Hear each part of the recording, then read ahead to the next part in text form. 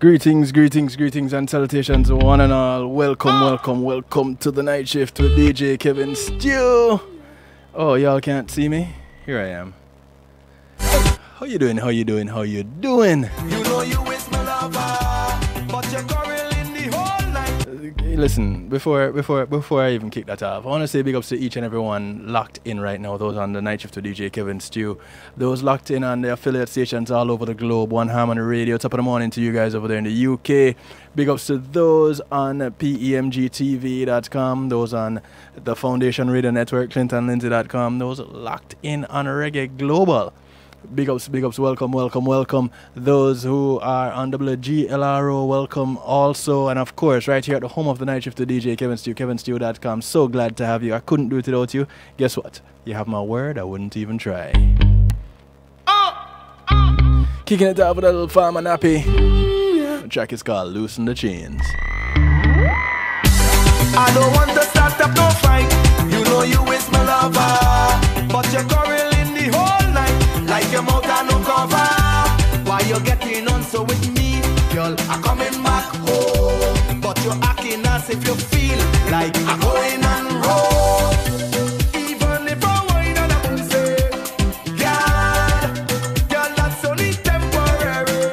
So don't hurt up your head if I'm going online. Carry place wifey with a little wine. Promise I ain't gonna mash up the thing and cause you no pain. Girl, loosen up the chain. Girl, don't make me shame. Loosen up the chain. Girl, you get done so you don't have nothing to fret. Loosen up the chain. Even if I take a little wine, all that bam bam, and mine are just exploring in my mind. I say, girl, loosen up the chain. Hey, it's every year we going through the same thing. Long before the people know me, girl, so don't say it's fame thing. Not because I go out there and fret, I go leave you. So don't stress me out, you know I ain't go deceive you. So, even if I whine and I won't say, girl, I'm telling you that it's temporary. So don't beat up yourself if I'm going online. Carry place wifey with a little wine. Promise I ain't go F up the thing and cause you no pain. Girl, loosen up the chain. Girl, don't make me shame. Loosen up the chain. Girl, you get done so you don't have nothing to fret. Loosen up even the if I take a little wine, all that bam bam, and mine are just exploring in my mind. I say, girl, loosen up the chain. Come on, look at bam bam all over, over. But I'm not gonna leave ya, leave ya. My hand to my side like a preacher, preacher. And I just want you to remember, remember, oh girl. Even if I choke on a bone, say, girl, I'm telling you that it's temporary. So don't beat up yourself if I'm going online. Carry place wifey with a little wine. Promise I ain't go F up the thing and cause you no pain. Girl, loosen up the chain. Girl, don't make me shame. Loosen up the chain. Girl, you get done so you don't have nothing to fret. Loosen even if I take a little wine, all that bam bam, and mine are just exploring in my mind. I say, girl, loosen up the chain. Loosen up the chain. Loosen up the chain. Loosen up the chain. Loosen up the chain. Oh yes. Multitasking over here, doing a bunch of other things. You see, I don't even on the screen. Let me run that again one more time. Farmer Nappy, loosen up the chain. As I connect with our guest for this evening. I don't want to start up no fight. You know you is my lover, but you're quarrel in the whole night. Like your mouth and no cover. Why you getting on so with me? Girl, I'm coming back home, but you're acting as if you feel like I'm going on road. Even if I whine and I won't say, girl, that's only temporary. So don't hurt up your head if I'm going online. Carry place wifey with a little wine. Promise I ain't gonna mash up the thing and cause you no pain. Girl, loosen up the chain.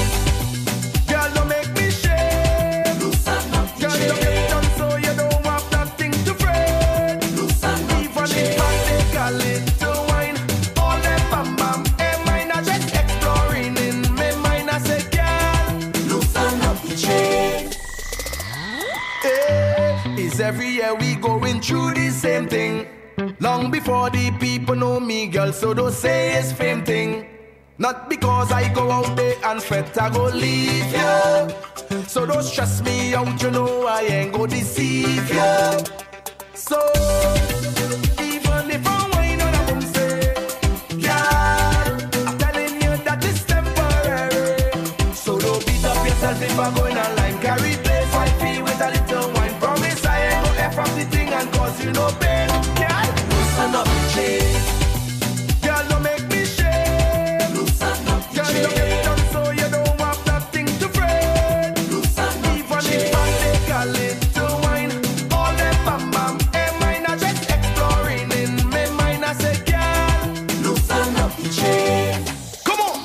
Look at bam bam all over, over. But I'm not gonna leave ya, leave ya. My hand to my side like a preacher, preacher.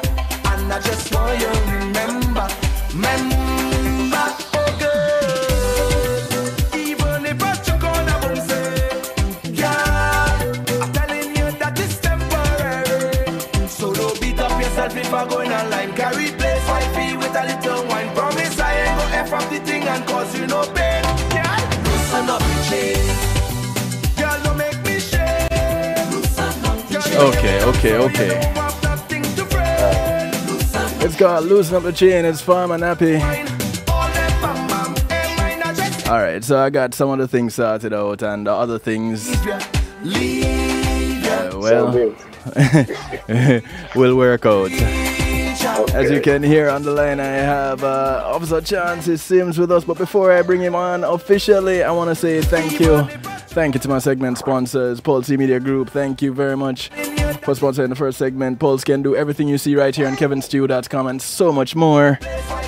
You have a website you want to host, you want to have a website you want to build, you want to do streaming services, you want to do internet TV, give them a call. Pulse Media Group 754-999-6020 or visit them at pulsemg.com. I want to say thanks to Althea and her Healing Heavenly Hands. Althea SU is a licensed massage therapist that comes to you, operating out of Broad County, North Miami-Dade and South Palm Beach counties. 20 years licensed as a massage therapist. Give her a call, 954-655-9000, or email her at thealater@att.net. She comes to you COVID-free and she'd like to leave that way. She only asks, outside of paying her, that you get off her table when she's done and go sleep somewhere else. Thanks to Reggae Global Entertainment. They provide tour management. They'll act as your booking agents.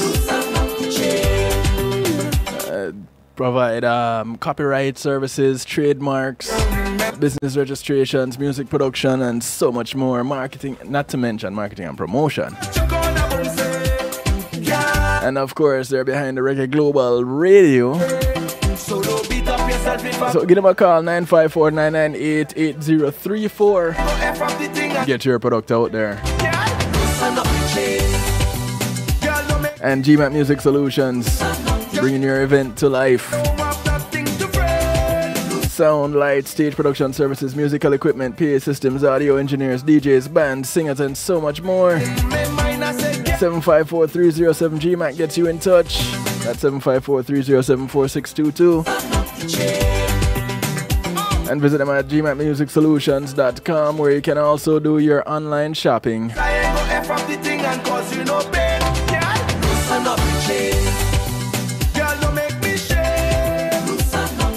Okay, that takes care of the formalities. Now I can loosen up the chain and let Officer Sims loose. Good evening, my brother. Good evening. Good evening. How are you? Oh, listen, it's been a day plus tax. Can I tell you? Amen. Yes. How are you, Chauncey?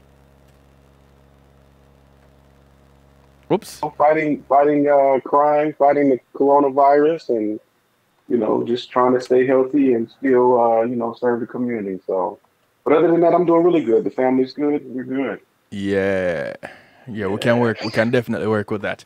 The last time we talked, since the last time we talked, there is a new broadcast station that has decided to carry the broadcast, and I want to thank Reggae Global and Reggae Global Radio for including me in the family. Yeah. So Right. yes, so and then Congratulations on that. chances are the next time we talk, there will be yet another radio station that will be carrying us. So we'll see how that works. Awesome. All right. Awesome. So tonight, for those of you just joining in, I want to say welcome, welcome those who are tuning in on Facebook Live. Remember, it's only temporary, so don't get too comfortable. Jump on over to kevinstew.com, jump into the stew pot. It's where we keep things interactive. Other people call it a chat room, but we're fancy over here on kevinstew.com. We call it the stew pot. I want to say all those potters who are already seasoning the pot, making tonight flavorful. Welcome, welcome, welcome. All right. So tonight we're talking in continuation from last month. And like I said, I told everybody I'd be working on trying to make this a monthly event. And the Lauderhill Police Department Community Relations Division have been more than willing to make that happen. And I am so grateful. So grateful. Thank you, Chauncey and crew. It's my pleasure. Our pleasure. Yeah, and we stand to learn so much from just this interaction alone. We learned a lot the last time. In fact, I can tell you, the day after we talked, I went into the car, I moved my license, my registration and insurance from the glove box. Well, the insurance was in that little pocket, where I have the coins, and the registration was still in the glove box. Right. I took them from those places. I put them up in my sunshade holder because my car has one of those. So my sunglasses holder, since I wear these glasses which have transitional lenses, so I don't need to wear sunglasses. Right. So that pocket is empty. So I just drop it up there because my hands will always be up in the event I get stopped. No, I'm not. Absolutely. I'm not trying to get stopped. Right. But in the event, right, I might fit the description off. which you know, I'm kind of poking fun at you guys, but you know that kind of seems to be the thing. You fit the description of yes, and which really leads to what we're talking about tonight. You know, the whole idea of being detained. Yes, sir. Which I know, me personally, I look at being detained as just getting arrested, just not being charged. Yeah, I see. So I don't know how far off the mark I am. Yes. And I don't know who else is off the mark. But I'm glad that you are here, that we can talk about it, so that we can get some understanding tonight. And clarity. Yeah, let's clarify that. So let's clarify it. So just to be clear, a police officer has to have a reason to stop you. Okay. The law defines it as reasonable suspicion. That's when you fit the description. Wrong. yes, you're correct. No, that is correct. When you fit the description, if there is a description to be fit, but it has to be more than just a hunch. You know, I can't just think that you're the guy that's doing it. I have to have some sort of facts that I can articulate. You know, and circumstances that would that a reasonable person would say, okay, this infraction of the law has been committed. So I can't just for any reason. I have to have something that would lead me to believe, something that I can articulate that would lead me to believe that a crime has been committed. Right. If I don't have those, I have no right to stop you whatsoever. Mm-hmm. So now a detainment means I'm stopping you per the investigation. Okay. Okay. So if you fit the description, that was the word that you used. If you fit the description, we're gonna be using that. Let's go with that. Right. Let's go with that. So if you fit the description, then I'm going to stop you and detain you to do an investigation to determine if those set of facts are true. Okay. So there are a lot of people that wear white T-shirts and black pants. Right. There are a lot of black people, a lot of white people that wear black T-shirts, white pants. So if the description is a white male with red hair wearing a white T-shirt and black pants, mm-hmm. and I'm driving around looking for that said person, and I see someone fitting that description, I'm going to stop them. Once I stop them, they are no longer free to leave. I am detaining them. Mm. They're no longer free to leave. Now, a lawyer is going to tell you you're under arrest. Once the lights come on and once you're not free to leave, you're under arrest. Right. And that is not true. You're just being detained for an investigation. Now, once we find out that you are not or you are said person, if you're not the person, mm-hmm. What we normally do is we do what's called a show up.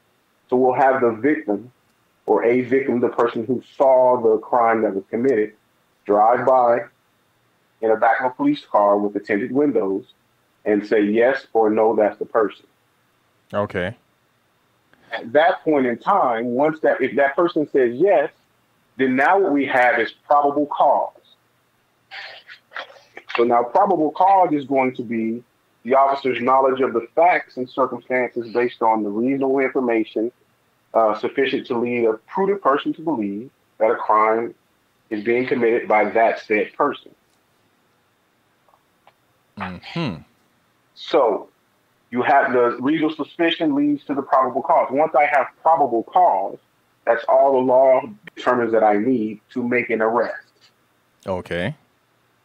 So that's when you went from detained or stopped to arrest. The difference between the two is in a detainment, the person can say, no, that's not him. And at that point in time, our interaction is done. I have no other further, I apologize to you, I'm sorry. I give you the information, hey, this is what we got, this is what happened, and you're free to leave and go on your way.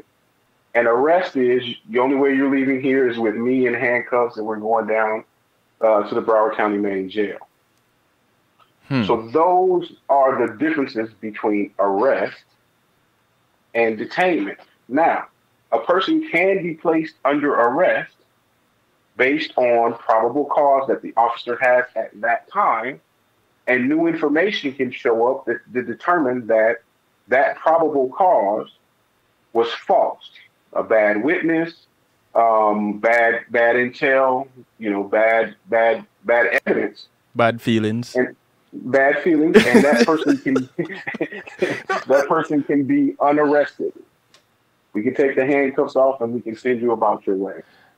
So they can be unarrested, but for the most part, the difference between the two is we have to have reasonable suspicion in order to stop you. If we don't have reasonable suspicion, then what that's called is just a citizen contact. I'm just making contact with you, and with that contact, you're free to say, I don't want to talk to you, and you can leave. You can say, I don't talk to the police, and you can leave. You don't have to talk to us in just a citizen contact. But a lot of people don't know that. Okay, hold on. No problem. And because of the nature of the topic, and of course you know how the show rolls, yes, sir. Comments will fly left, right, and center, and I don't want to miss out on some of these. One of them being black people tend to fit the description more frequently because, according to some people, we all look alike. Correct. And there's a question asked: would that arrest be removed from the record, that false arrest. Absolutely. If a police officer unarrests you, you will never go to jail, so you will never have a record. You won't ever have a record. But once you go to jail and then the evidence shows up afterwards, how does that go? Well, once you go to the judge and you go through your trial and you're found not guilty, I'm not guilty, then you have no record. There is no record. Well, even before getting to the judge, you're arrested. We make it, so you arrest me and we make it down to Broward Central Processing, and now I'm in the jail. Yes, sir. And it comes to light, well, it's not Kevin Stew that you're really looking for. It is some other Kevin, and there was a little bit of false and misleading information that led to Kevin Stew's arrest. Absolutely. And believe it or not, this happens all the time. Also, what happens all the time is that the evidence is not sufficient for a prosecution. And at that point in time, the Broward County Main Jail will release you, and those said things will be dismissed from your record. Okay, so all the fingerprints, and the booking record, all that they'll take the big eraser and erase it? It won't be arrested because it maintains in their system, just in case you come back. But there will be no one can search for that and find it and hold it against you. Oh, so it won't show up on a background check? No, sir. Okay. I just wondering, in the event that if you look at most job applications or most background investigations, the question isn't have you been arrested for a said crime. It is have you been convicted of a felony or misdemeanor. Right. And those are two different aspects. If you've been convicted of it, that means you did what said crime is. But if you have not been convicted of that said thing, then you have no record. You're not a convicted felon. You're not a convicted misdemeanor holding crime person. You're just not. Okay. So yeah. There's mistakes made all the time, and the judicial system has things in place to rectify itself. You see that is where things get a little bit ticklish, because depending on the timing of the clearing of the record and someone running a check, they could have a bit of information that says, okay, Kevin was arrested because the clearing hasn't happened yet.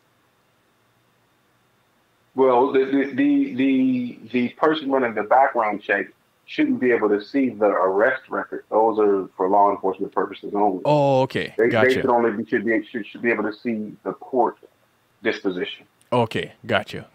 Yeah. So you mentioned. Go ahead. No, I was going to say once the court puts it into record, then it is available for public knowledge. While it's going through its process, you can't label somebody if they have not been convicted of said crime. Okay. So, all right. So a couple of things to look at here now.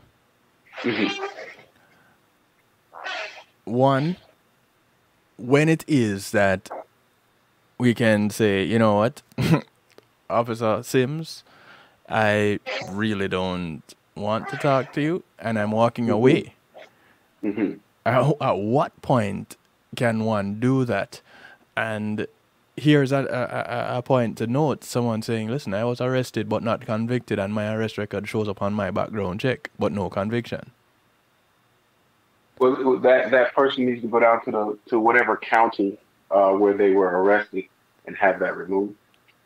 Okay. And it's as simple as that, as walking into the county courthouse? Have it blocked. Yeah, you can talk to them about that, absolutely. Just walk into the county courthouse, say to the clerk, hey, listen, this is showing up on my background check, and I have no conviction for this. Correct. So it was a false arrest, and I need this gun, basically. Yeah. So you have to pay for that? That's a good question. And if you don't know, that's just fine, though. That's a good question. A lot of times when people are arrested, they have to pay court costs and things of that nature. But I'm not quite sure. I know a lot of people who have went and got their record expunged. It's a false arrest, so why? Well, there's a difference now. There's a difference between a false arrest and an arrest that just didn't have enough evidence to convict. If we don't have enough evidence and you did it, a jury can find that you're innocent based on the fact that we don't have enough evidence to say you did it. That doesn't mean you didn't do it. Right. There's a difference. There's a difference. Yeah. But as far as copies of files and as far as the fees, I'm not versed on those. Yeah. Okay. Other than getting married and divorced, I haven't really been down there to pay very many other fees. If that makes sense. Well, I'd hope that we keep it that way and within the realm of your job to show up in court. Absolutely. No. If I may interject just really quick, one of the things I've been advocating for, and I had a conversation with some high school / college students where I think we should put into the educational system from early age these rules and regulations that the United States is governed on. These shouldn't be new to people, and they shouldn't be hearsay.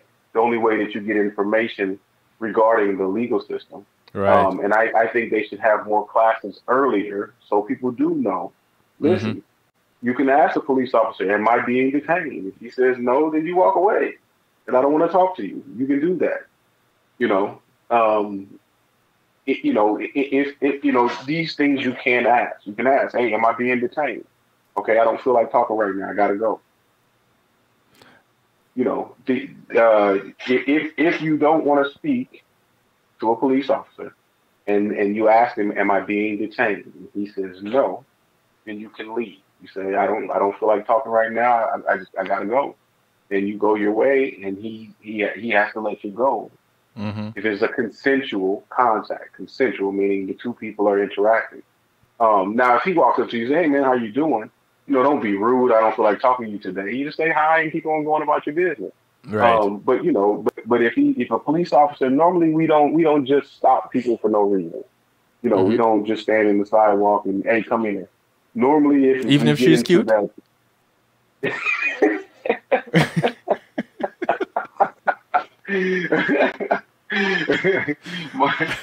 Yeah, even if she's cute. I have to ask. Y'all are people too. Yes, no. Listen. Miss Charterdoll is listening tonight, so yeah, I know even if she's cute, it's going about the way we don't stop them for any reason. Now we try to interact with the community. We try to talk to people as we're passing by. And there are times when a police officer will tell you to stop if you're going into a crime scene or you're going to a place that's going to endanger you. I don't want to get that mistaken for this detain versus you. There are times when we have to stop traffic, and you may be stuck in the traffic. No, you're not being detained. You just can't go that way, and you can't break the law to go left or right. So you're just kind of stuck based on the traffic situation. You know what I mean? Right. I don't want to make that, misunderstand that. There are times when we have to stop people from going into areas or places because of dangers or hazards. So yes, at that point in time, no, you're not detained, and you're free to leave, but you just can't go the way the police officer's telling you to go. But for the most part, if we have a reasonable suspicion, we'll let you know. We'll make sure you understand through our command presence or through just what we say. We'll let you know. Yes, you got to stay here. You're not free to leave at this point in time, and that should be clear. And then if we start to go into the process of searching and handcuffing, that means that now it's spurned into an arrest, and the two are pretty clear. Okay. I have a comment in the stew pot here saying, if she is cute, I'm asking her to frisk me and put the cuffs on. Okay, if you like women in uniform, hey, it can be a thing. I don't know, but once the cuffs go on, isn't there certain things that go along with that? Yeah, well, I can't speak on that from a professional point, but I'm sure that a lot of things can happen after cuffs go on, especially if you don't have a key to unlock them. No, but when it comes to detaining someone, though, is it mandatory to apply the cuffs?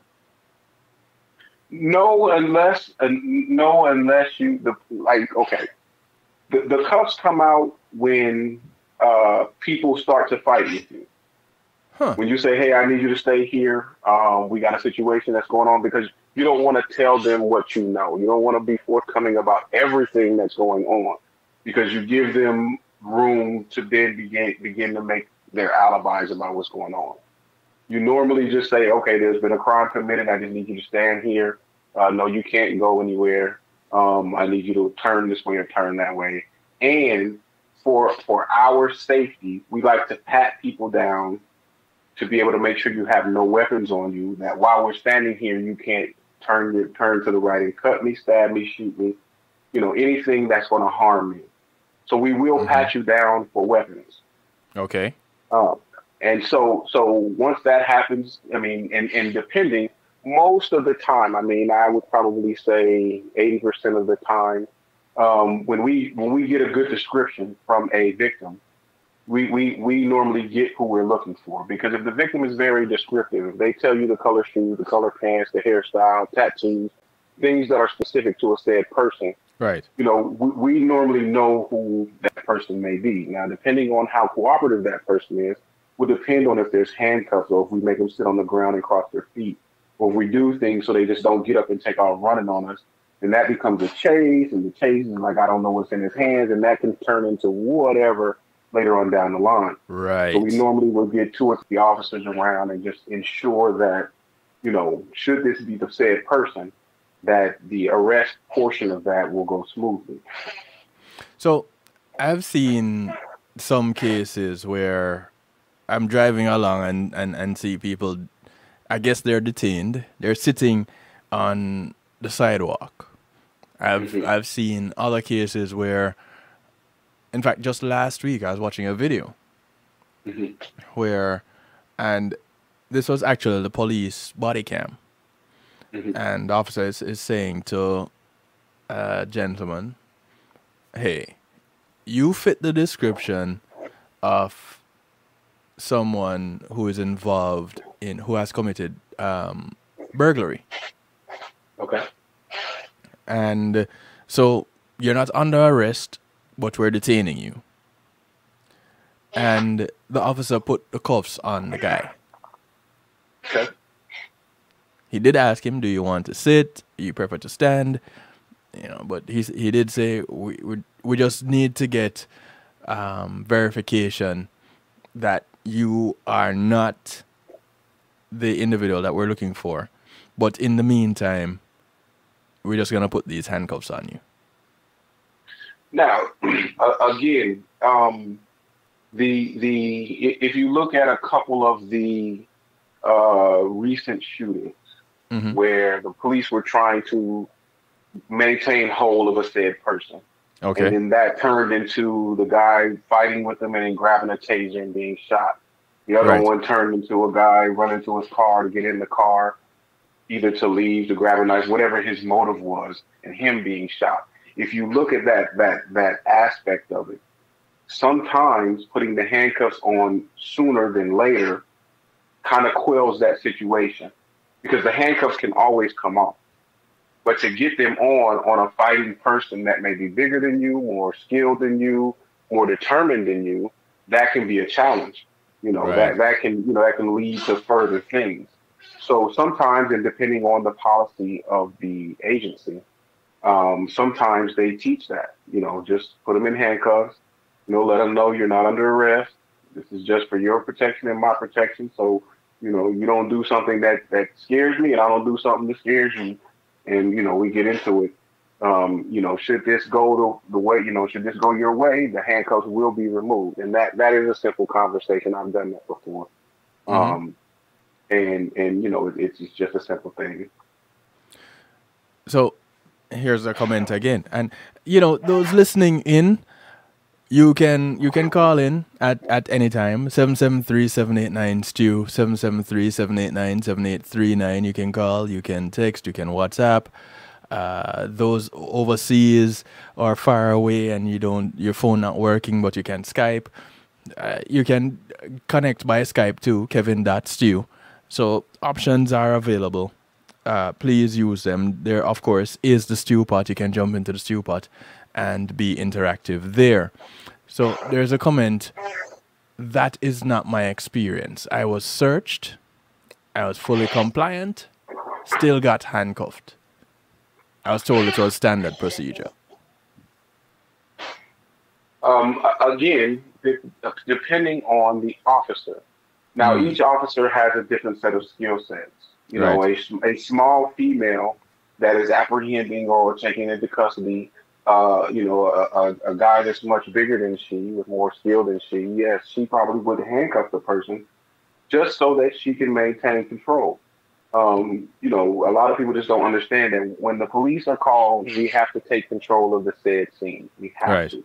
Once the scene is controlled, then the investigation can go forth.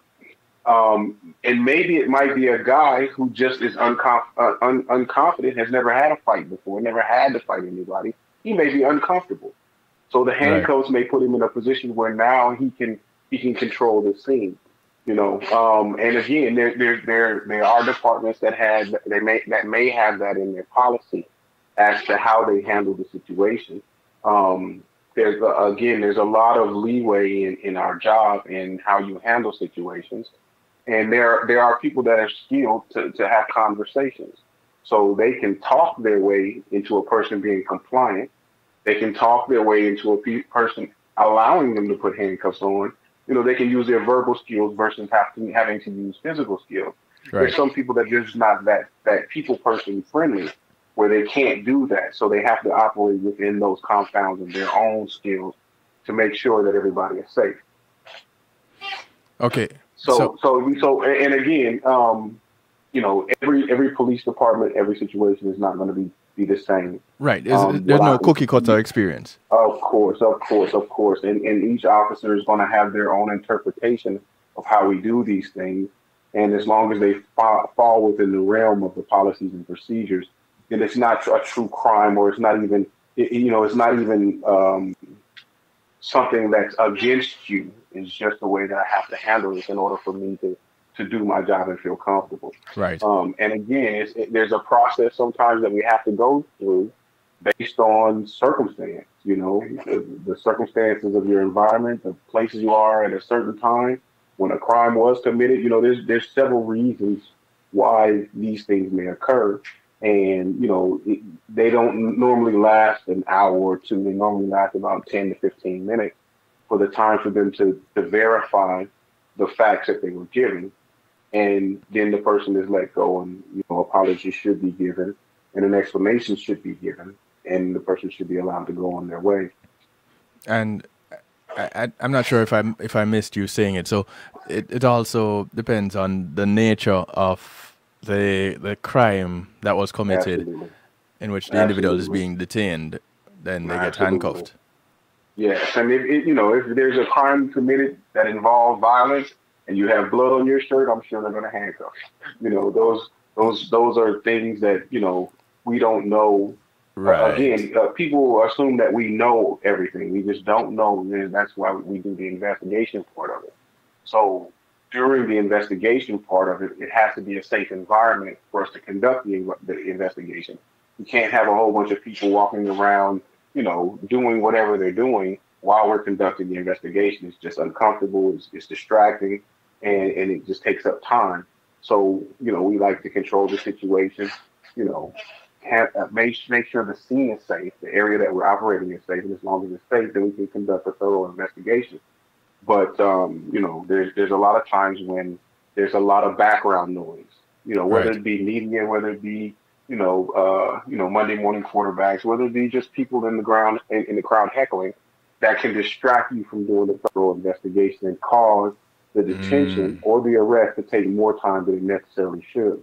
So we try to maintain that by putting up crime scene tape, so we can have an environment where we can conduct an investigation and make sure that guilty people get arrested and free people going about their way. Yeah, that in and of itself, the hecklers tend to cause a little bit more problems than I'm pretty sure you would like. Yeah. Um, Yes, absolutely. I've actually heckled someone into getting beat up, but he deserved it. No, no, seriously, he deserved it. This was in Jamaica many moons ago. Mm, My cousin and I were on a bus, and there was a pickpocket, and hmm these pickpockets didn't fly solo. This particular was a particular group, so it was about three hmm of them, and they held him. They held on to one of them, and they were going to release him, mm, and I turned the opposite way. And mm. in Jamaica, there are certain key phrases that are triggers. Hmm. Hold the boy is one of them. So I turned the opposite way and I yelled, hold the boy. And this guy got the worst beat down he could ever get just from those three words. Oh It man! was, Wow. yeah. Yes. So Yes. the hecklers can cause quite a bit of problems, for real. Yes. Yes. Yeah. Um, I think hecklers are notorious for believing hearsay facts. mm, They like to scream hearsay facts at us while we're trying to conduct the investigation, and then critique us as we're doing whatever we're doing. Whether you're just drinking water, wiping sweat from your head, they like to heckle, and right, right. it's just part of the job as far as that goes. And it takes a special skill to try to drown them out and Hmm. maintain your composure while you're doing what you're doing, because it can be distracting. Right. And I'll tell you this now, and I'll tell you as we go along. Hmm. Hats off to you guys handling this stuff, because I'm not too sure. I don't handle heckling well as it is. I'm Yeah, just a guy. What yeah, you have something to say? As yeah. a DJ, someone comes around. Hey, you're not playing the music right. Right. My thing Yes, is, sir. here, take it. You do it. Absolutely. So as Absolutely. a cop, somebody telling you that you're not doing your job right, I'm like, here's my badge. You come do it. Yeah. Please come do it. Please come do it. Please come do it. And again, man, that I want to make sure I preface our conversations with this is just my experience. This is Yes. just the way that I operate. Not everybody thinks the way that I do, Right. Right. and not every police department across the country behaves the way we do. And Right. there are speaking to the person who asked the question, there are police officers who may not know, or they may not care and still do things inappropriately. Mm. The best way to get through the situation is just to comply with the situation. If you, if you've ever asked a defense attorney, about a situation involving, getting involved with the police, they will never tell you to fight with the police. They'll never tell you to argue with the police. Right. They'll never tell you to create a situation that's going to be hostile or put anybody in danger. They'll never tell you that. Just comply, and the defense attorney would be like, just comply, and if it's wrong, it'll be rectified at the end. Um, And so that's something that we all have to kind of. Sometimes it's uncomfortable. We all have to be in uncomfortable positions sometimes, and Right. these situations. But if you felt that you were wrongly done, again, there's complaint procedures for every police department, and it has to be followed up. And even if it doesn't lead to a firing or somebody being charged, it will still hold in their record so that it is it comes across. So if there is a red flag to be raised, it will show up later on Right. when number 2 and 3 show up. So Okay. I just No. want to make sure I got that clear. Okay. Cool. Yeah. Yeah. We don't want to take anything for granted at all. And there are some myths out there that we would really like to get debunked tonight. Yeah. I do want to say sayonara to those on Facebook Live. Deuces to you. Jump on over to kevinstew.com where we continue chatting with Officer Chauncey Sims and learning some more about being detained and the difference between being detained and getting arrested. And some of the things that as citizens we can do and cannot do, and some of the things as officers that they should do and shouldn't do. So we're learning tonight. But Facebook Live, deuces to you. Come on over if you want to get some more. All right. So you mentioned in the early part of being detained, the pat down. All right. So you give the reason why the individual is being detained and you do the pat down. Right. For those individuals who are licensed or have permits to carry and are carrying, I like to really include them, because Yes. I know a number of them. So, walking along the street, and you fit the description. So, it just so happens that where you're going is not far. You didn't feel like driving. The bicycle tire is flat, so you can't ride. Or you are riding, whatever it is. But you're carrying. Yes. The individual that is being sought after is involved in a shooting crime. Yes, sir. And you're carrying. Doesn't that really look bad on the individual who is carrying, who may very well not be the person? So let's go with the scenario that is not the person. Okay. That you're looking for. I actually had a scenario such as that with a trainee, and there was an incident involving a shooting, and there was a description. The guy had on black skinny jeans and a white T-shirt, and sure enough, and he was the one who did the shooting, and sure enough, we come across a guy, moving briskly nonetheless down the street. We stopped him. One of us grabbed his arms, said, "Keep your hands above your head. Do not touch your waist." And we put him in handcuffs immediately. Right. And then we patted him down. The trainee discovered the weapon. We disarmed him. And, in disarming him, I was able, on my gun belt, I had gloves. So I put gloves on, so not to put fingerprints on the weapon. Right. Disarmed him. Made the gun safe, and then we explained to him what we were doing. So at that point in time, being a senior officer and a seasoned officer, of course, I asked the person on scene, "What type of shell casings do you have?"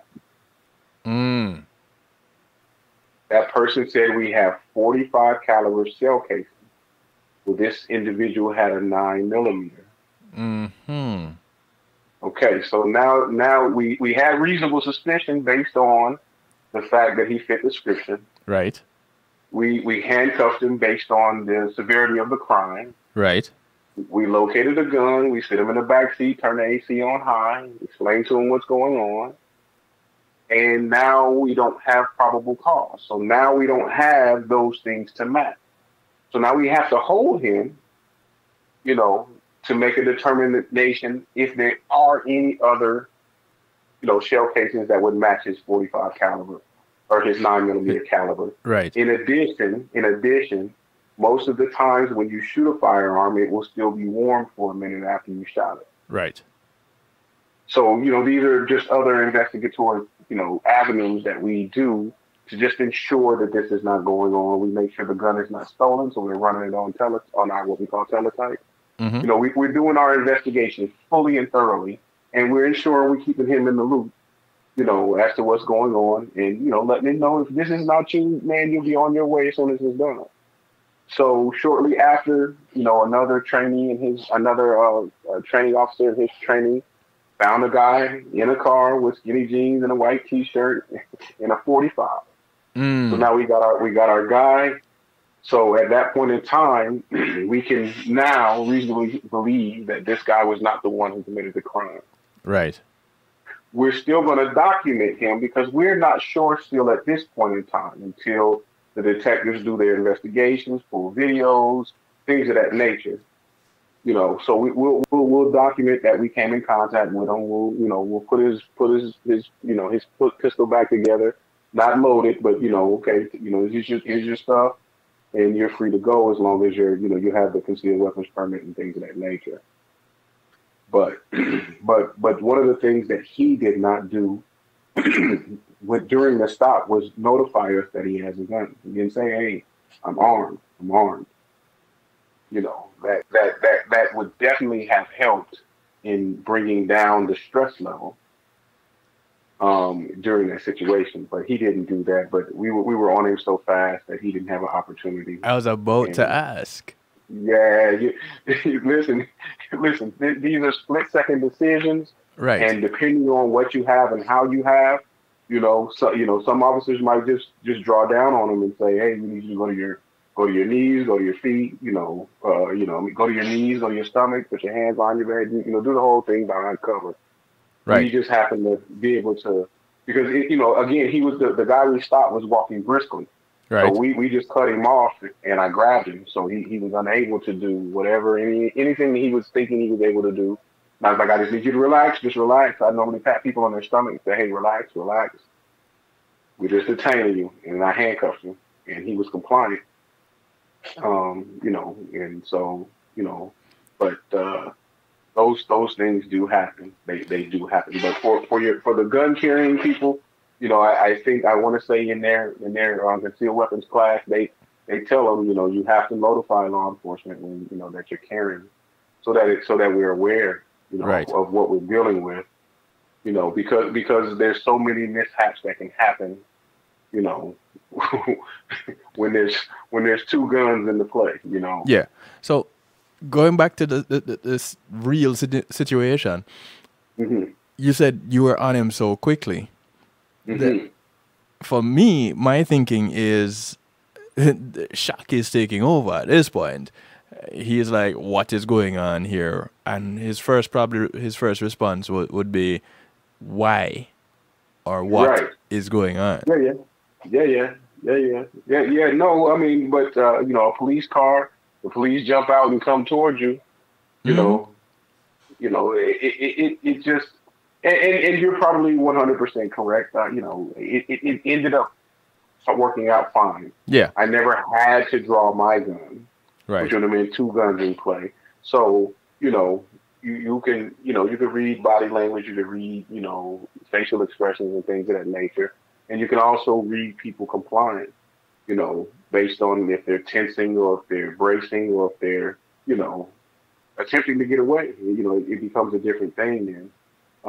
But for me, luckily in that situation, it ended up perfect. Mm-hmm. It was perfect. Well, perfect. I like the perfect stories, because way too often we're given the imperfect stories. Yeah. And those seem to make the headline, just in all kind of lights.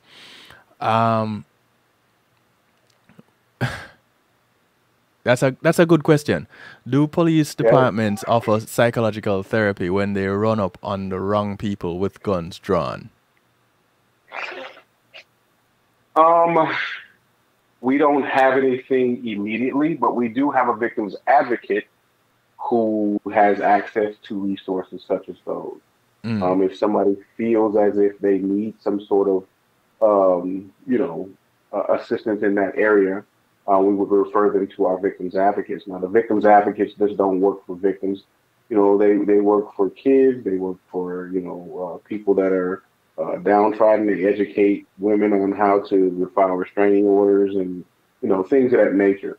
Right. So they do have resources. We have a chaplain, that I'm sure if requested would come out and speak with the people. Um, it's unfortunately we live in a world where there's guns, and we live in a city where there's guns on every block. There's a gun on every block. I can tell you that actually. There's Yeah, a gun just on every about. block. Just about. Yeah, yeah, just about. And so with that in mind, a gun coming out, and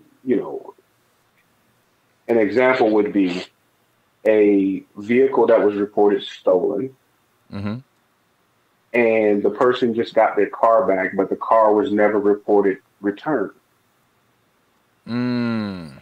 So Yeah. now, as the police officer gets behind it, the the vehicle license will say that it's stolen still. Right. And there's a set of protocol for us to do what's called a felony stop on that vehicle. And so yeah, that would incur a lot of police officers, a lot of guns, things of that nature. And Yeah. so that's a situation where yes, somebody might be traumatized because of that, but there's no fault of the police department. So we do have a lot of resources that are at our disposal that we can refer people to, but specifically, we don't have anybody at the police department who handles psychological trauma. I just this evening I was riding home and I thought it was funny, um, because a cop pulled up behind me. Mhm. Lane, I was in the center lane, 3 lanes. I was in the center lane, right lane empty. There's a vehicle in the left lane. And in fact, I passed the cop coming into the street that I am on. So he had to play catch up. Mhm. So I look behind me at one point, he's in the right lane, catching up. I look in my right mirror, no car. I'm like, where did he go? I check my rear view mirror, there he is behind me. And I'm Oh, chuckling okay. to myself. Because this was Sunrise Police. Okay. So I'm chuckling at this point because he's rolling up behind me, I guess running my plates. Mhm. And my windows are up because I was on the phone. Mhm. Now it's night, so my tints look real dark. Okay. But I'm chuckling to myself and I'm like, here I am, hurrying to get into the studio to get started. Mhm. And I'm about to be detained. And tonight I'm doing a show on being detained. Yes, sir. But then he decided to go and check on another vehicle's plates and then he turned off. I was like, Yeah. okay, I can work with that. Yeah. Yeah. A lot of times, we'll get alerts through email or from the auto theft unit, letting us know of vehicles that have been recently stolen in the area. And Hmm. if we find one that fits that description, we have to look at the tag and then put it into the computer so that it can come up as yes, it is or no, it's not. We Right. also can use our dispatcher if they're not busy to ask them to do it for us. And if they, if it comes back, that everything is fine, then we just keep going. Right. Right. Yeah, yeah. It was just one of those experiences, and I kind of chuckled to myself in having that experience. It's So about to be insane, huh? yeah, Yeah, I'd surely be calling on you and seeing if you could extend some they would extend some professional courtesy. You know, yeah, absolutely, absolutely. something. I'm pulling all the stops out at this point. I'm calling you. I'm like, hey, bruh, Oh, help goodness. a brother out here. Yeah, absolutely. Yeah, absolutely. Hopefully, there's no love lost between Sunrise Police and Lauderhill Police. Oh no, we work good together. We work really good Okay, together. great. Yeah, absolutely. We work really good together. Not that you'd say otherwise on public Oh no, no, just broadcast medium. no. Back when the protests were at its hiatus in Fort Lauderdale, Mm, we came together and joined forces with our field force units nice. um, to work together. And I used to be the SWAT commander, and during that time, we would train with them quite often Oh, because lovely. we were joining cities, and so a lot Right, of their stuff spills into our city, and a lot of our stuff spills into their city. right, right, So it would be, it was just wise at the time to make sure we work together so we can have an idea of the different tactics and things of that nature. right, right, right. Yeah. And coming out of Sunrise and heading towards Lauderhill, well, it would be more like heading towards Tamarack. I think Lauderhill kind of stops the jurisdiction, stops a little bit further east, to more towards University. I don't know the lines, to be honest. Yeah, yeah. Yeah, over there they get kind of tricky. Inverary Boulevard West kind of curves back. We go to that 7-Eleven on Oakland, and I think it's called Atrium, Right. where the Walmart is right before Yes. you get to University. Yeah, that's where we stop, and Sunrise begins. But if you go down towards 44th, we have everything from 44th uh, north. Right, but you don't go across to Pine Island.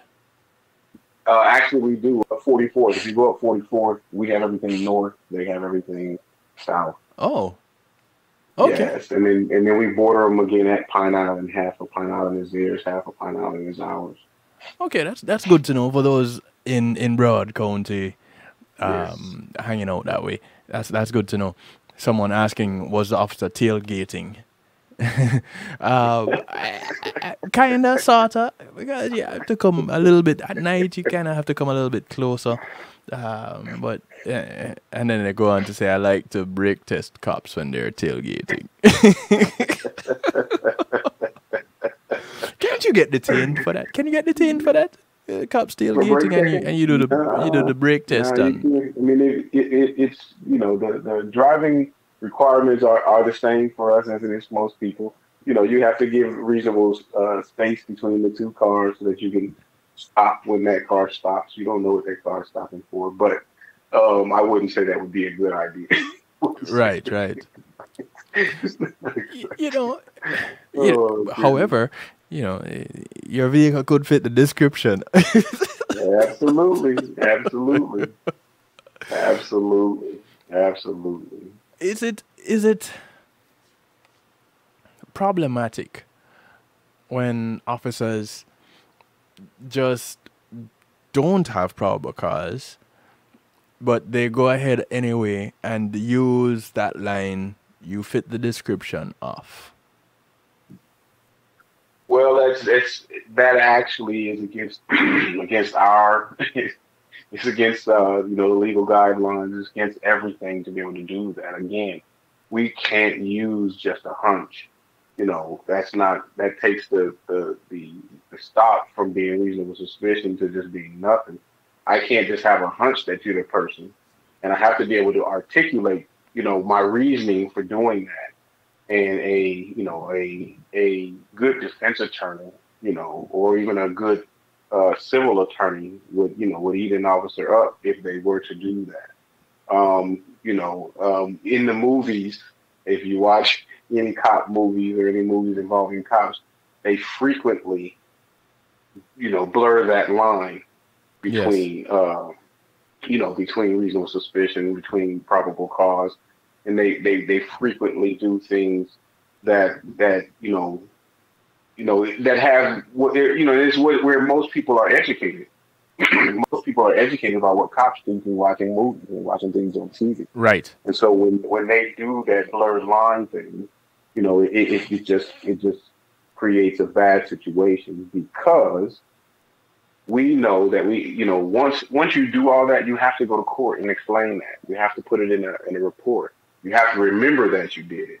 You have to be able to say it to a defense attorney, and you have and when these things don't come forth, and people start getting off based on your arrest, not only does the department know, but also the state attorney starts to pick up on it. So so there's checks and balances where that comes from, but yeah, it's completely wrong. You got to have a reason to do what you're doing. You have to. But citizens don't really have any real way of checking to find out if it's a legitimate you fit the description or not.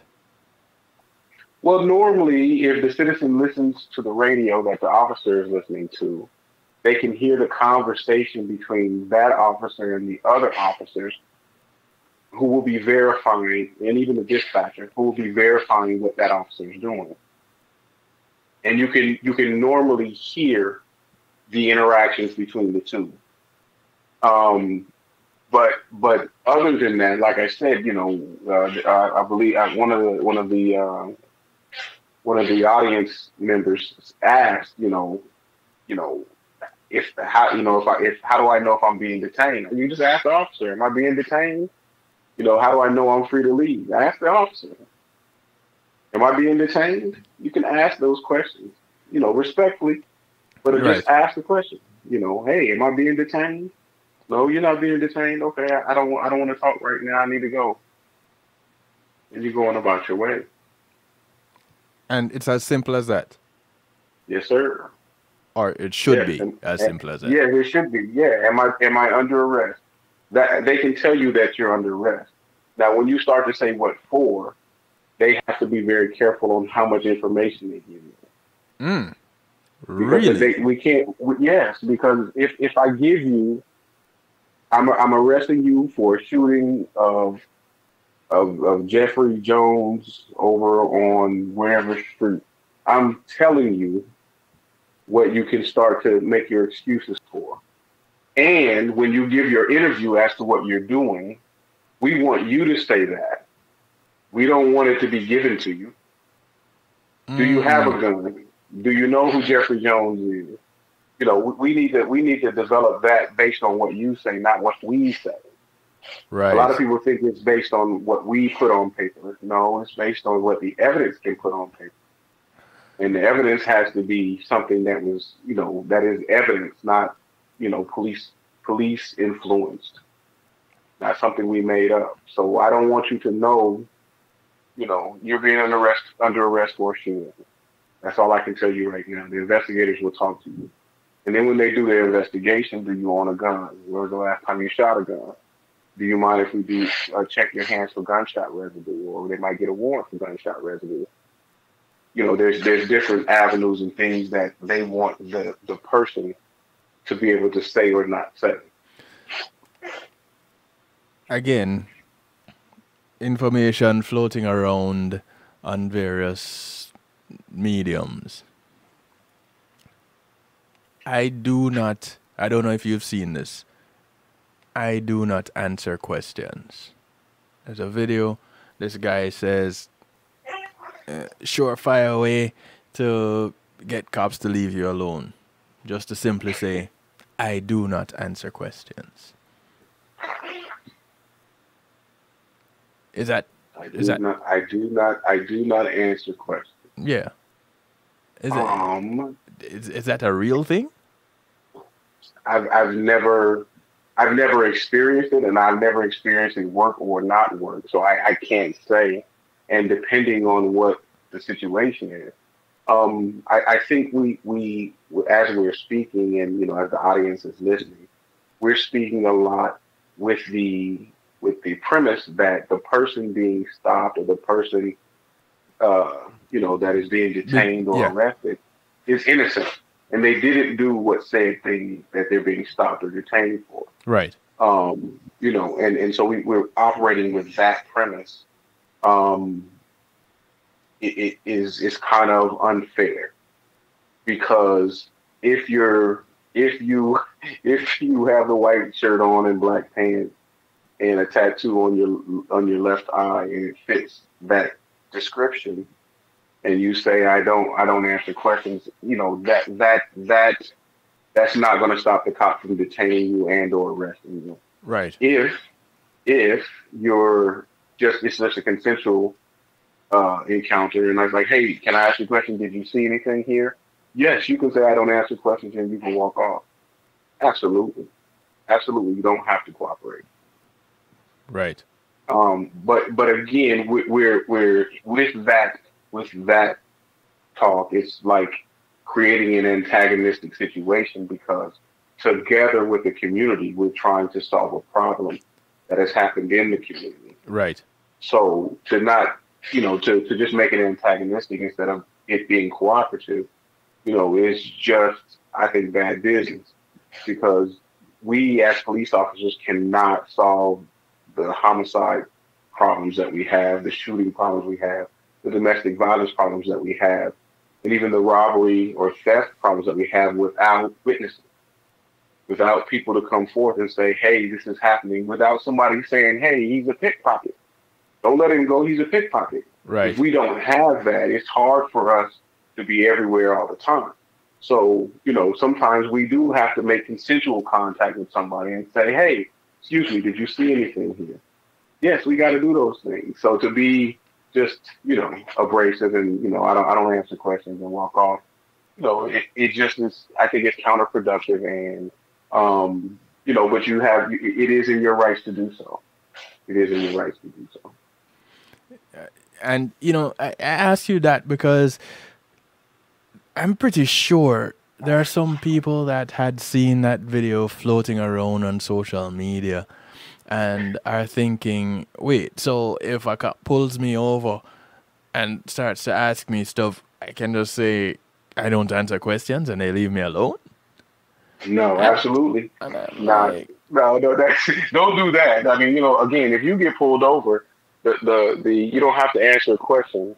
The question, the direction will be, I need your driver's license, registration, and proof of insurance. You don't have to answer any questions, but you have to produce those items. If you do not produce those items, then it goes now into the next realm of bad. It just goes bad to you, because you have a contract with the state of Florida that says you will produce those when you ask for them. And because you're agreeing to produce those, we're going to give you the right to have a driver's license and operate a vehicle in the state of Florida. right. So if you don't produce these things, then yes, you're going to catch a bunch of tickets and unnecessary, attention from not just that officer, but several other officers. But, no, you don't have to. If they say, can I search your car? Yeah, I would say go ahead and search it because I know I have nothing in my car. But for the regular citizen, they can say, no, I don't answer questions. Here's my information. I just don't answer questions. And that can stop, what they would what they would assume to be, harassment or whatever. They don't have to answer questions in that manner. Right. But now, if you're drunk driving and they, and your questions, the questions that are asked of you can get you home, or something of that nature, maybe you should answer a question. I don't know, but no, the caller, whoever said it, and everybody, please take the things that are put on social media with a grain of salt. Yes. We have to take it with a grain of salt because, again, I think I said it last show. Things that happen in Minnesota and things that happen in Wisconsin and things that happen in Texas will all three be three different things regarding police and how they operate. Right. They do nothing the same as we do here in Florida because of their different dynamics, because of their different policy and procedures, because of their different state laws. So nothing works 100% across all lines. So just be careful with that. Yeah, and even with this Kyle kid that went over in Yes. Kenosha. Yes.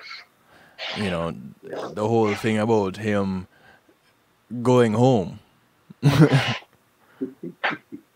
cops driving by, and he just shot two people, and the cops just drive by. He has the gun out, and they're it's not it's not cookie cutter. Don't try to apply something that happened there to South Florida, to Georgia, to Texas, to Wyoming. Just don't. Yeah. The thing. And I think another thing. I don't mean to cut you off. I'm sorry. Go ahead. When there is a protest that appears to be a riot, there are bigger problems that kind of may take your focus off of a specific person. Right. I don't know. I can't speak on what they saw or what they didn't see, but I do know that when there's a riot and there's a whole bunch of people around doing a whole bunch of things, it's very hard to focus on one said person as you're driving, walking, moving by, because your adrenaline's up. You're looking for what you already had predetermined in your mind. So you don't even, I can't even speak on what those cops thought of.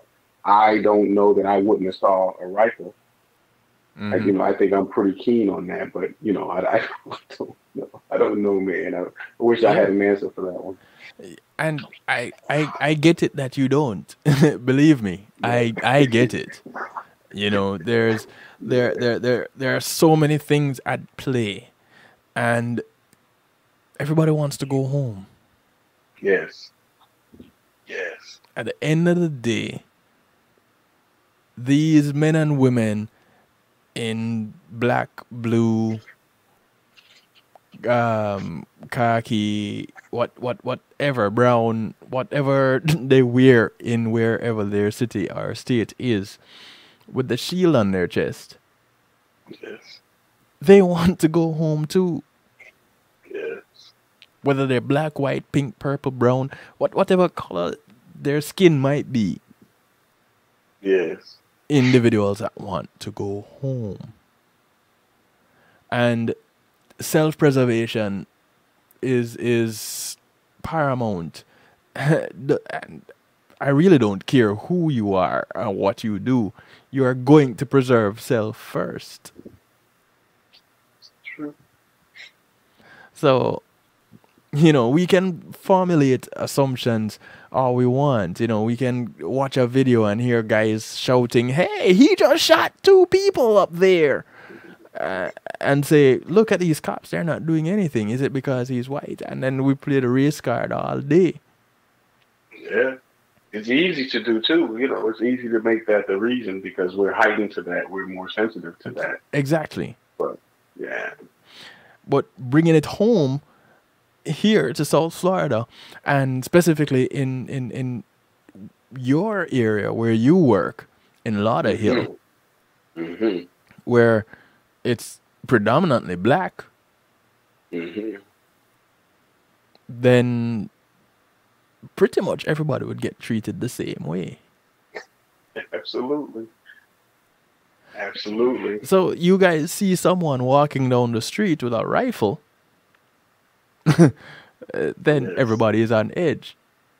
Oh, yeah. Because yes, sir. Are we allowed to walk around the streets of Florida with rifles? I believe Florida is an open carry state, but Open I carry don't with know what? that.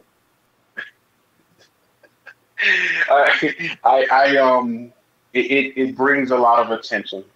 I know here recently we had a iguana exterminator Yeah. that was on a very busy street, with his pellet gun that looks like a real sniper gun.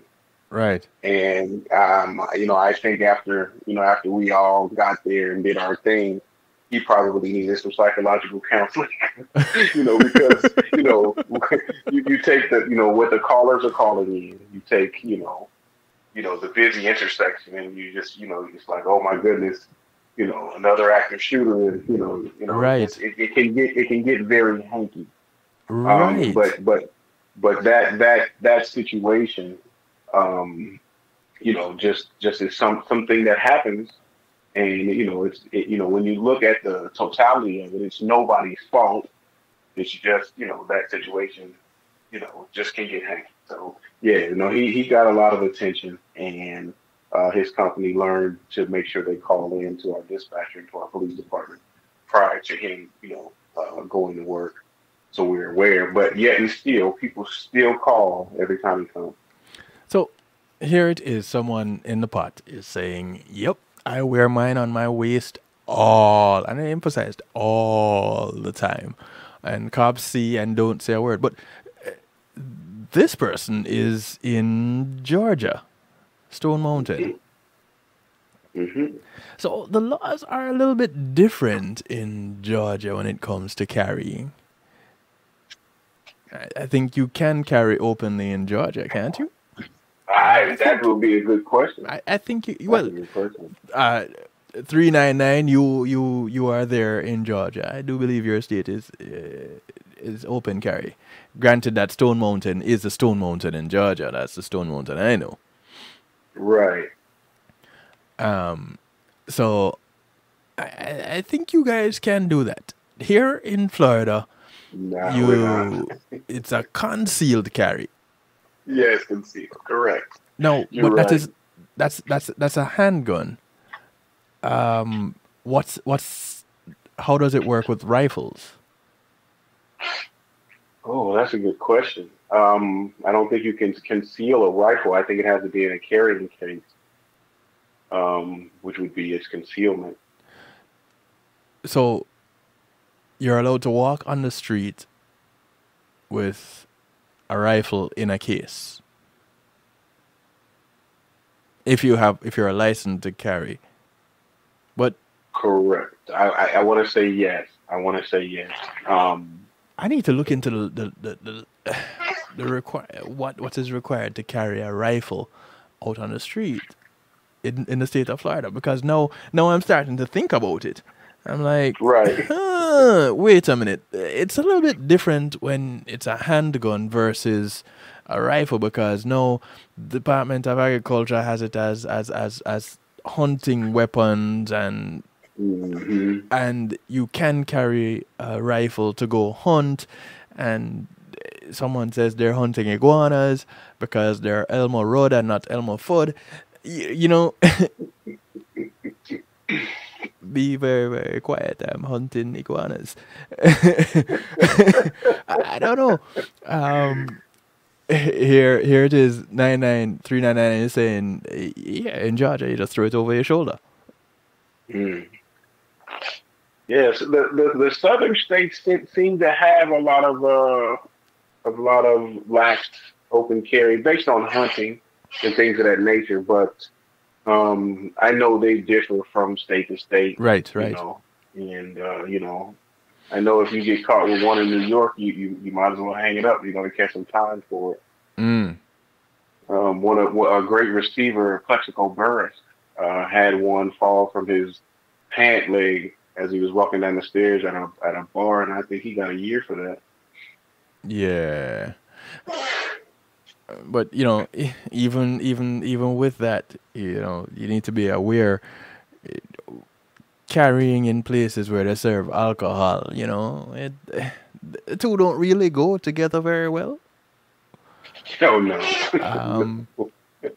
So if you do carry, you need to practice a greater amount of restraint when it comes to alcohol.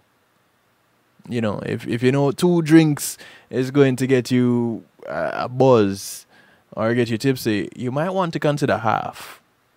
Yeah. Yeah. Yeah. You carry, Yeah. you want to consider having half. Yeah. I think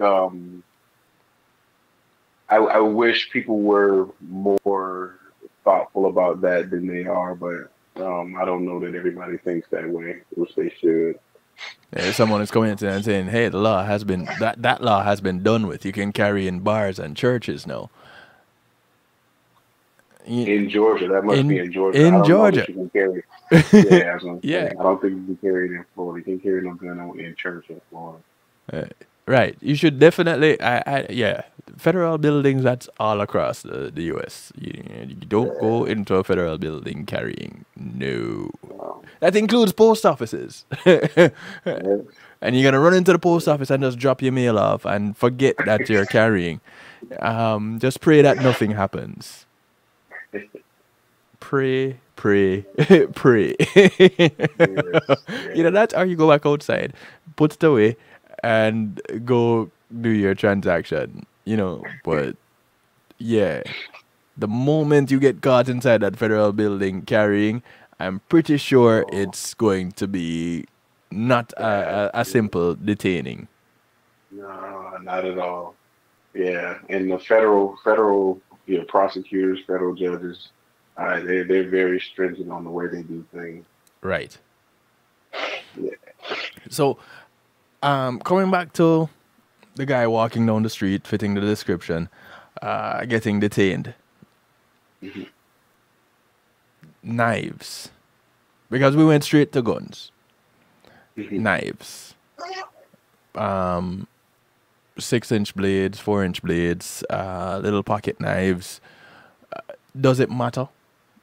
It just all falls under the category of weapons, and you get treated as all weapons would get treated. Yeah, well, for us, our bulletproof vests don't stop knives. We're training that in the academy. It's the truth. The projectile from a bullet is a lot denser and thicker than a knife point. So the materials would stop a bullet, but it will not stop a knife. So we treat knives just like we treat guns. Just we as long as it's not in a position to hurt us, we can lower the the threat level, but knives are just as dangerous as guns. Mm-hmm. So when in my conversation with somebody, I ask them, do you have any weapons, guns, knives, hand grenades, grenade launchers, anything in your pockets or on your person that will hurt me? And I give them, because that includes needles. We have people that do carry needles.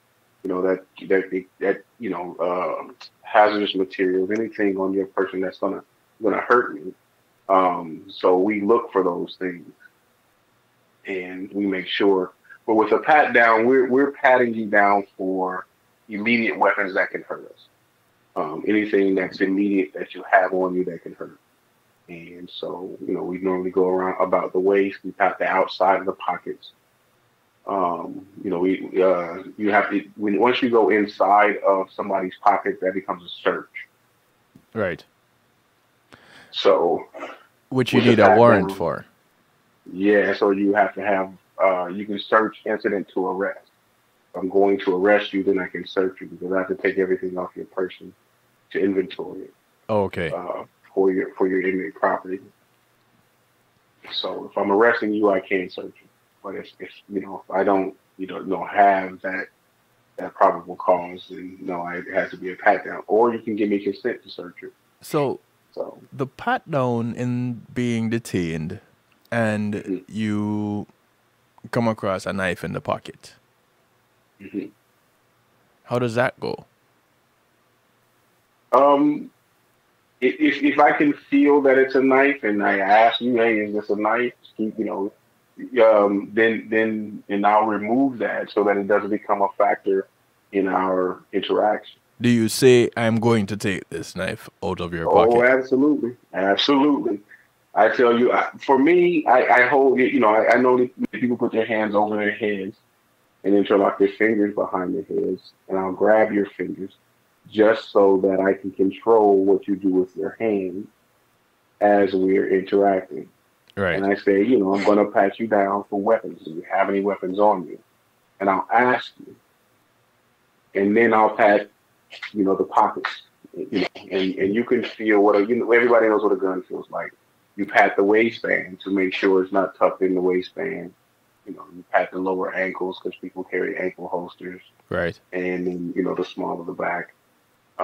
So once that is done, then now I know I'm dealing with you and you can't hurt me at this point in time. Any hurting you're going to be doing is going to come from something other than a weapon. Mm.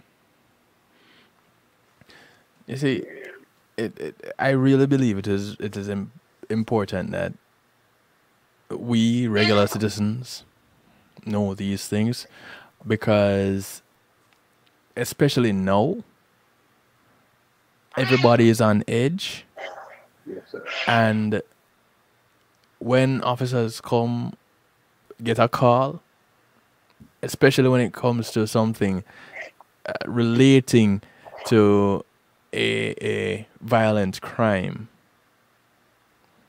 it is, I want to go home, that officer comes out with. Not necessarily, I am putting someone down.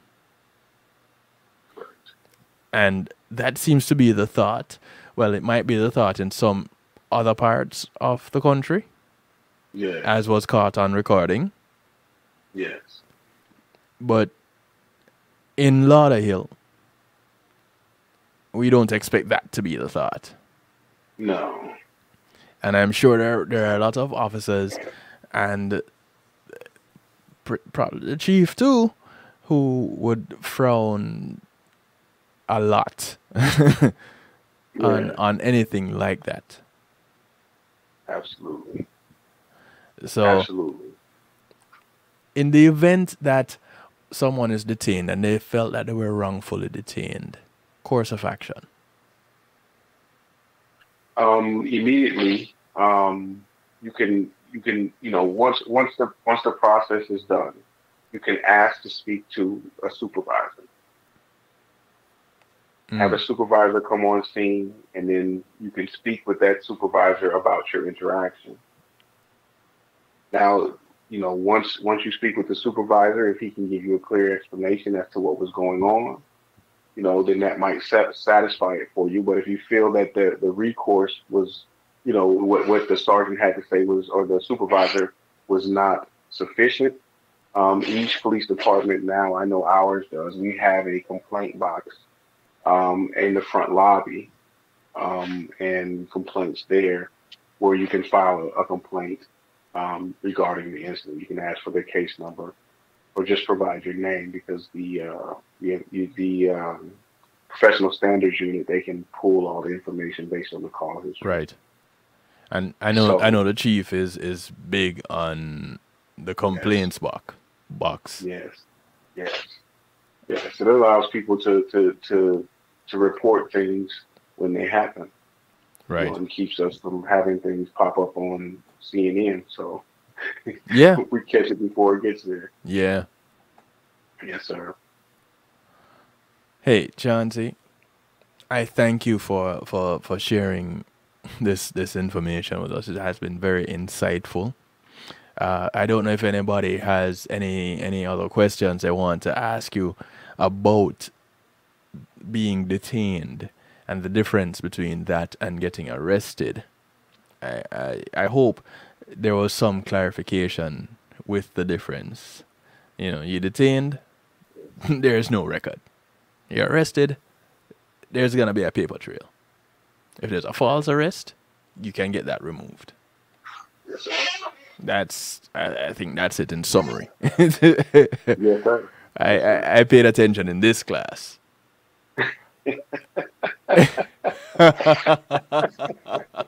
Someone, there's a comment. No, this question here, I don't know how you're gonna work with this one, Chauncey. I really don't. Is he married? Can he be detained? Oh my goodness! Somebody's trying to get me in trouble with my special someone who's listening on the radio. Listen. So this question is coming. Here we go again. You see, these are the things that happen up in Stone Mountain, I guess. Wait a minute. Let me get some clarification here. Is the he that you're asking about the officer or the gentleman? Inquiring minds would like to know. Oh, I'm gonna be in trouble on the stew pot tonight. No, I'm curious. Are you asking about Officer Chauncey Sims? Or are you asking about me?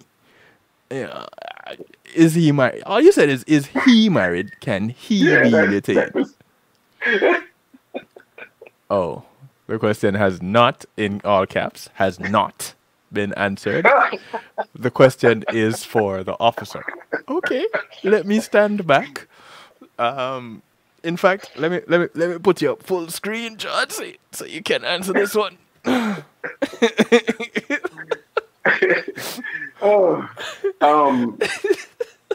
would love to answer that question right now, and but I'm gonna do what the celebrities do, and I'm going to say stay tuned to the next episode, and I will reveal my marital status.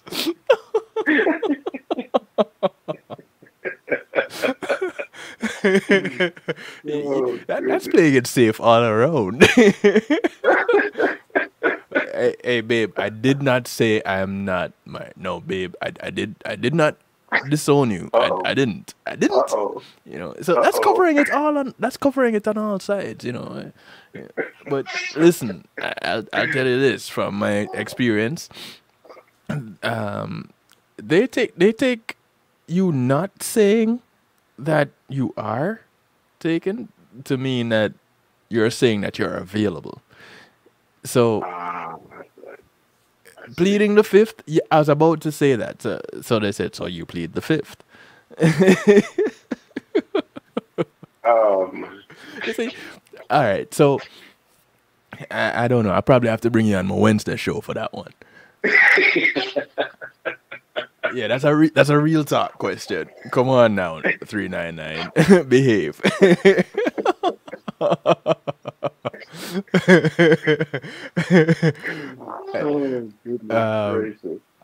So please understand that Chauncey is not denying anyone nor saying that there is anyone. So he will not confirm nor deny. He is on this show to talk about being detained by the police as a citizen. I'm trying to help you out here, and I hope I'm not digging you into a hole. No. But stay tuned for next month. That's the most I can tell you. That you did the right thing. Yeah, come check us next month and see. Maybe you can get a better answer then. But Chauncey, thank you very much. Thank you to the Lauderhill Police Department. You guys are doing an awesome job. Thank you for the information. I am definitely more educated than I was at the beginning of the broadcast. I don't know about anybody else, but I will speak for me, Kevin Stew. So, thank you much. November 27th, I plan to blow 3 red lights on University. Look out for me. I'll make sure I'm out of town. Make sure that those 3 red lights are on the Lauderhill side of University. Because if you do that south of Oakland, you are SOL. I'm just saying, make sure you know where you're blowing those 3 red lights. Yes. Yes. See, November 27th. Mark that date on your calendar, Chauncey. Yes, sir. Yes, sir. All right. Thank you much. We'll talk, brother. We're going to get into musical therapy, but I'm going to take a quick little break just before that. And we'll be right back. Thank you much. Thank you. If y'all have any questions, you know, is there a way people can reach you, Chauncey? I don't know. Do they just reach out to the Lauderhill Police Department and ask general questions? You know. Yes, absolutely. What do they do? I can. In the comment section on the Stew Pot, I will put in my email address, and feel free to email me. It's the easiest way to get in touch with me. There we go. Look out for people from Stone Mountain. I cannot. There's nothing I can do to help you there, brother. I'm sorry. Oh, goodness. So there you have it, ladies and gentlemen. How to get in touch with Chauncey Sims, Officer Chauncey Sims. It is there in the stew pot. C. Sims at lauderhill-fl.gov. No emails coming from this way, but 3 red lights will be broken on November 27th on University.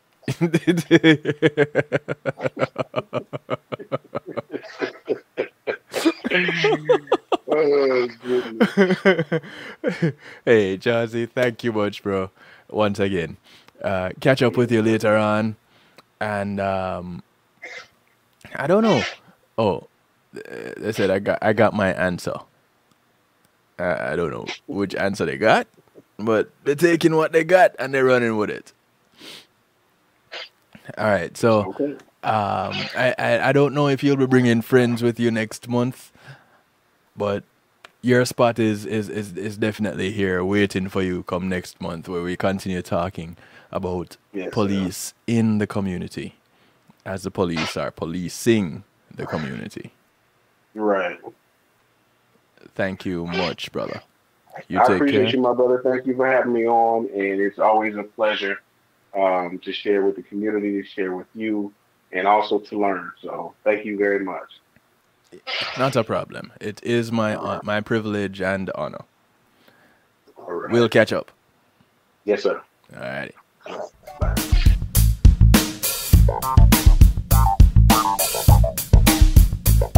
Chauncey Media Group, innovative streaming and recording, has done it again.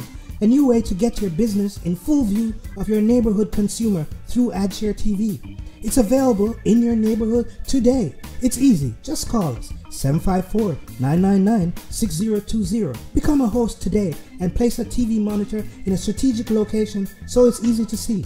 Get a 1-minute video ad or longer that plays anywhere in our network. Can't be a host? No problem. For a few dollars, we'll run your 30-second video ad. A host can run announcement specials like buy one get one free or discount ads. Let's turn your flyers into a 30-second video with music or a voiceover, or let us create and run your video ad with a spokesperson.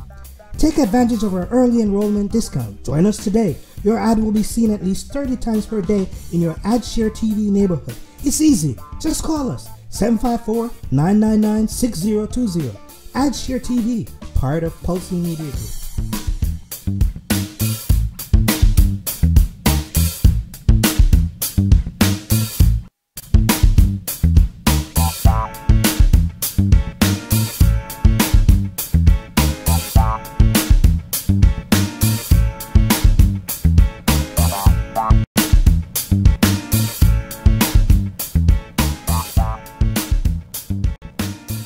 I'm Khalib Thompson. I'm David Muir. And we are the co-founders of a cultural nonprofit in Florida called Island Space. For many reasons, now more than ever, we need the support of our communities. As Caribbean Americans, we have the unique ability to claim everyone from the island as members of our Caribbean American family. We are working to create a home for that family. The Island Archives will become an internationally recognized museum of history. Visitors can learn that although we are unique, we are truly stronger together. Learn more at islandspacefl.org.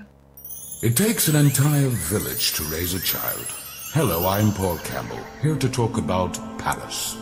Peace and Love Academic Scholarship. This nonprofit group supports students facing serious obstacles from entering or continuing their studies, not because the grades are failing, but due to the lack of financial support. Over the past 8 years, Palace has awarded 600 scholarships valued at approximately 50.3 million Jamaican dollars, or 415,000 US dollars. Together, we must build a better future for our children.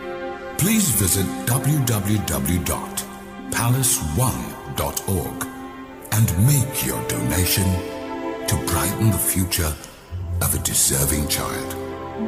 Palace, preserving young minds for posterity.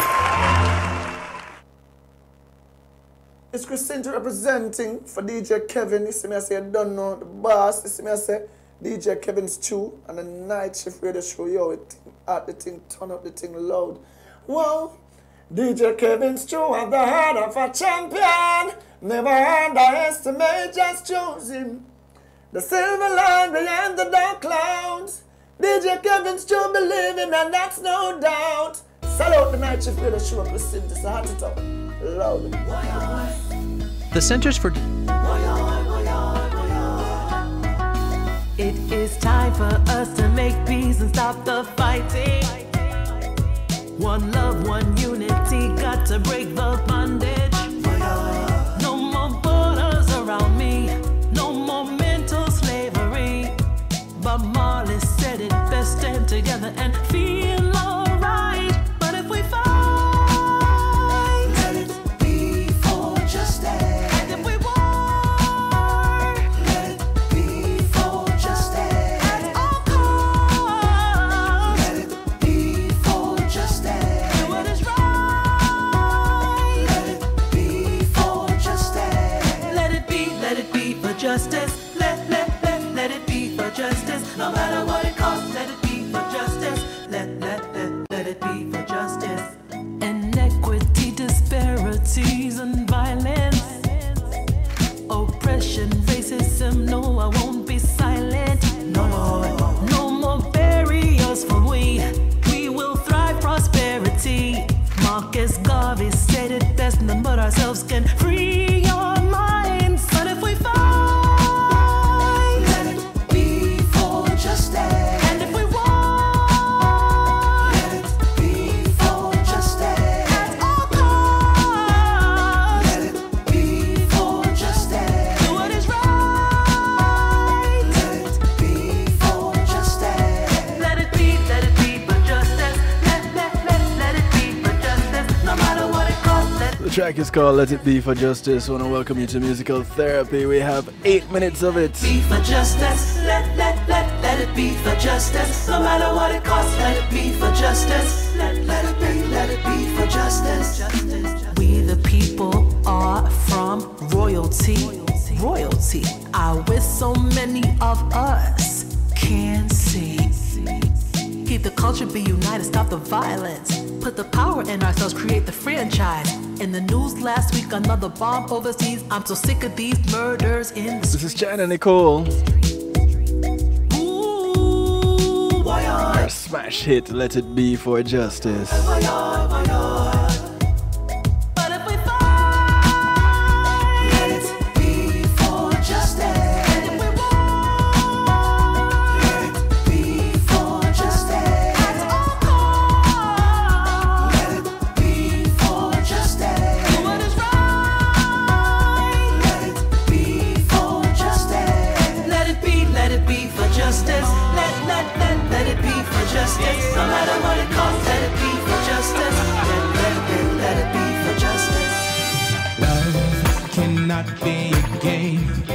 that has no conclusion.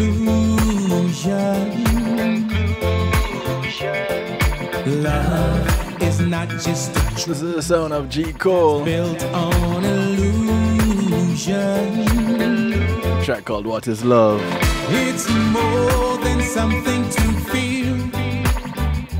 You can taste it and touch it, it's real. Love is when two people make it, and nothing outside they can break it. If they understand that they can't command love to be where it cannot be free. Love is not just one night of moment of fire.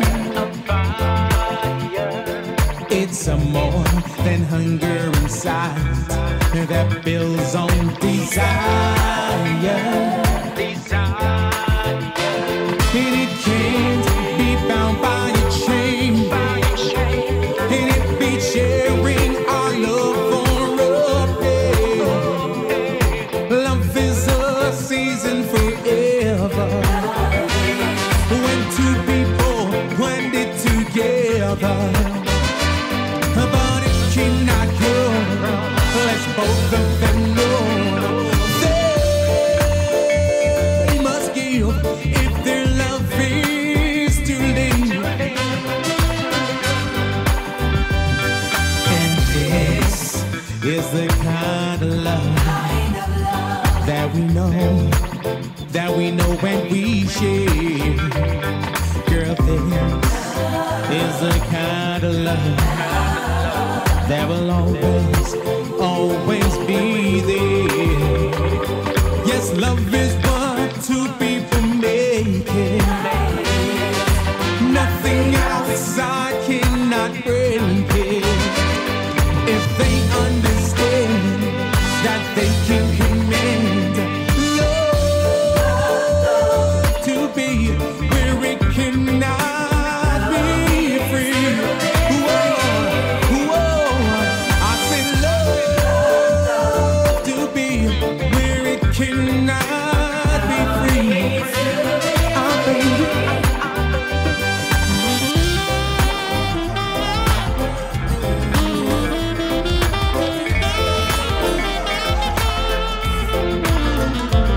Cause every day above ground is a good day. Instead of fight and quarrel and complain, give thanks and praise is what you should say. Cause every day above ground is a good day. And every day above ground The son of Korek. Instead of fight and quarrel and Reminding us give thanks and praise is what you should say. that every day above ground is a good day, so we must live right, yeah? Step on me everywhere I go. Just shining sunlight through my window. Him say give thanks for life today because no one knows tomorrow. So I give thanks, no time for stressing. Every breath I breathe is a blessing. Respect to you, Jah. I'm confessing you're on it. I'm not guessing because every day above ground is a good day. Instead of fight and quarrel and complain, give thanks and praise is what you should say. Cause every day above ground is a good day. And every day above ground is a good day. Instead of fight and quarrel and complain, give thanks and praise is what you should say. Cause every day above ground is a good day. Got no time to be hateful. There's so much to be grateful for.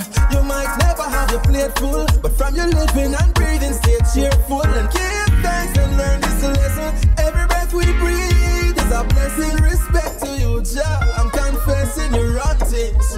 I'm not guessing, cause every day above ground is a good day. Instead of fight and quarrel and complain, give thanks and praise is what you should say. Cause every day above ground is a good day. And every day above ground is a good day. Instead of fight and quarrel and complain, give thanks and praise is what you should say. Cause every day above ground is a good day. Raise that peace flag up high. This is how I bounce on out of here tonight. Remember to join me tomorrow, Healthy Love Tuesday.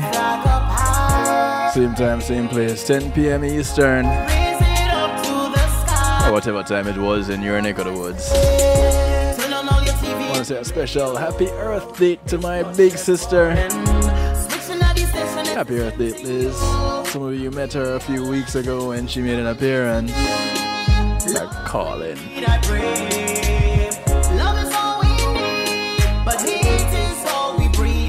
Also celebrating an Earth Day this past weekend. My younger son.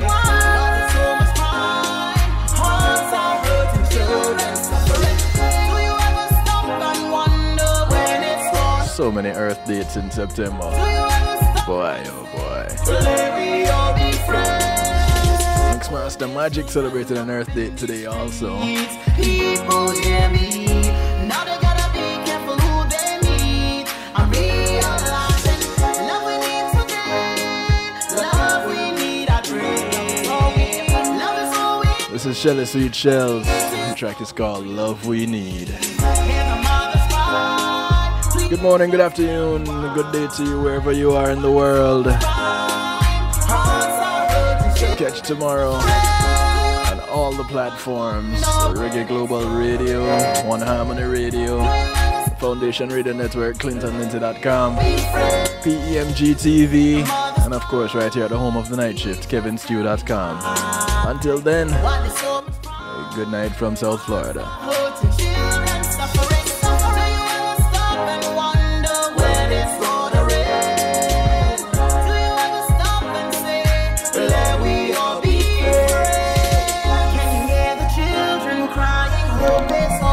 Greetings and salutations, one and all. You're invited to tune in to the night shift with DJ Kevin Stew. It airs on Mondays with Community and Finance, Tuesdays with Healthy Love, and Wednesdays with Real Talk from 10 p.m. to midnight Eastern Time.